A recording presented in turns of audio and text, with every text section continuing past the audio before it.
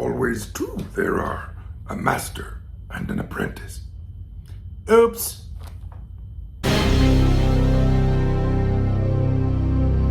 So, in the vintage collection, Hasbro has gone all in on only a few of the newer properties. One, obviously, The Mandalorian made a fortune. Not a big surprise. I'm really curious about what next year is going to hold for that part of the line when the Mandalorian movie comes out. Two, weirdly, given everything, is The Acolyte. You know, I really like The Acolyte, so I'm glad that Acolyte got so much coverage, but I am surprised The Acolyte got so much coverage, given that everything else, including Andor, Skeleton Crew, Visions, Bad Batch, you name it, doesn't get coverage at all. And then the third thing, Dave Filoni's little baby, the AHSOKA TV show. Now, the AHSOKA TV show, far and away, the part of the show that I was the most interested in was these two characters, was Baylan and Shin.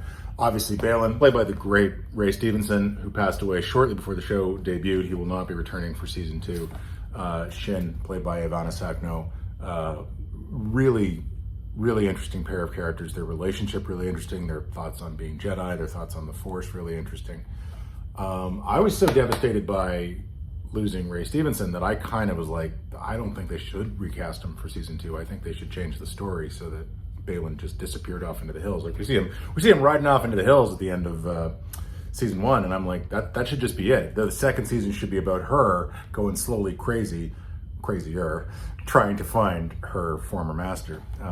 But apparently that's not what we're getting. And nothing against Rory McCann, who is now going to be playing Baylan in season 2. He's a great actor too, so maybe it'll work out fine.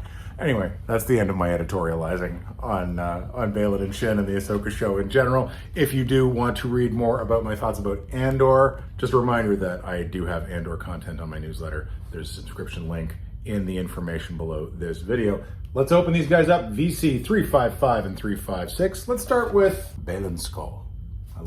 I simply love the way Lars Mikkelsen pronounces that name, Baylan Skoll. Neither character comes with their cloaks. I just want to say that. They're both in Peridia, I don't know, I guess you can pronounce that however you want, looks. Before I even open them, I can also say, based on my recent experience opening Obi-Wan Kenobi, neither of these will be able to sit on beasts because they both have hard plastic, well, you know, rubbery plastic, but plastic skirts. So if they are ever going to be able to sit on the Howler, Hasbro is going to have to re-release them with soft goods parts. Maybe that's when they come with the cloaks. Double dipping, triple dipping, the way things go. Okay, Baylan. Smells like Baylan. From certain angles, I think that that's an exceptional, not just portrait. I think the portrait is fine, but like the paintwork is really strong from certain angles. And the only reason I bring that up is that in the product photography of the prototype, I didn't think the head sculpt was that on. I was kind of worried about it, but in person, it really does look quite good. It's not completely perfect. For whatever reason, the right side of his head doesn't read Ray Stevenson as well to me as the left side of his head does. But yeah, he is, that's a nice piece. That's a good portrait. That did really work out. Note that there's like a little bit of greenish weathering on the chest plate. Again, very interesting look for the character. Very, you know, medieval knight coated. He's got the vambraces there. He's got like, yeah, it's he's an armored Jedi Knight, which is always a nice thing to look. I mean, we know that Filoni's like obsessed with Lord of the Rings and medieval stuff and in general. So that's your Baylan. Baylan comes with his orange-hued lightsaber. Now, this is true for me on both the show and the figure. In both cases, I don't think the orange is orange enough to sell orange. Now, I know Filoni has said what he was actually going for was that one really old image of Vader. Was it on the card of an action? I don't think so. It was like some image of Vader from like the Star Wars storybook or something like that, where his lightsaber was pale enough that it kind of read orangey rather than red. Which was just a visual effects error. And that's kind of what he was going for here, is like not quite red. So this very accurately, this is a long time to be talking about one accessory. This very accurately matches the color of the lightsaber on the show. It's just in both cases, I wish they were slightly oranger.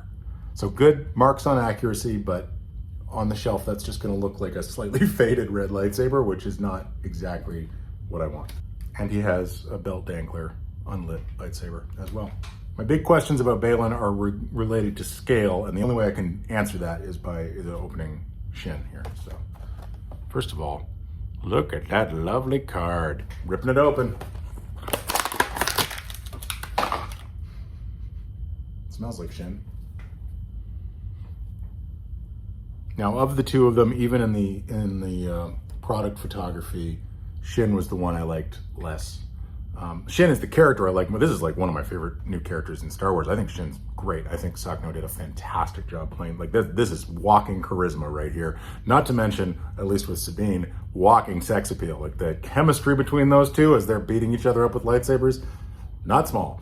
But I don't think the head sculpt really captures her. I think the hair is really not helping. Like that, you know, it's accurate to this kind of crazy bleach blonde hair that she's got, but it just doesn't, something about it doesn't translate well enough in this scale. And I don't think that the photo printing on the face is quite matches the character well enough. I mean, these are nitpicks. Like it's a tiny, tiny figure. It was never going to be Hot Toys, which my Hot Toys Shin is on the way, by the way. But it's not quite where I wanted it to be. But let's answer the real question is, remember the Black Series fiasco? Yep. That's still probably not screen accurate because I suspect that in reality, Ivana Sakno only comes up to Ray Stevenson's shoulder. Like this guy's big, but still, to stand them side by side on the shelf, that will look good enough. Yep. That's good. Okay, maybe I'm misremembering the height differential between Baylan and Shin because that scans. Well done, Hasbro. My other question is also a matter of scale. Oh yeah. So tip to tip, Baylan's is a lot longer than Shin's, which I know how that sounds. I'm sorry. But my perception of his, I could even see that being longer. Like my perception of this in the show was that it was so damn big that it was almost a long saber from The Power of the Force 2, 1995. Like those 3 action figures, I have all 3 of them still, where they just inexplicably released Star Wars figures whose lightsabers to scale would have been like 7 feet long. That's how Baylan's saber felt to me in the show. This is a little bit more modestly proportioned, but if they had gone a little exaggerated with this, I would have been okay with it. What inquiring minds want to know is, can Shin sit with her girlfriend? And the answer is no. Look at that. No, not with that skirt. That's not possible. Maybe I can get her to sit like side saddle, like the old timey ladies back in the day. No, probably not. This is not intended as a sitting figure. This is very clearly intended as a standing figure. So my diabolical scheme, I wanted to have Shin riding behind Sabine, and unless I customize the crap out of that or buy another one and chop the skirt off, that is not going to be possible. I might, but I just might. A lot of nitpicks on these two, but on the whole, I'm exceedingly glad these are finally in the collection. It remains bonkers to me that it's taken 2 years. Is it 2 years now since AHSOKA came out? It was 2023, right?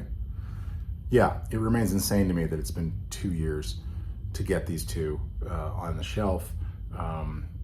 But, you know, it's been a year for the stranger and still neither hide nor hair of him. So who knows? Who knows what the development process is like at Hasbro, Lucasfilm, their licensed products. It's just a mystery to me. If you know, feel free to leave some information in the comments. Otherwise, thanks for watching. Please do like and subscribe. And these two will be coming soon to a shelf near you.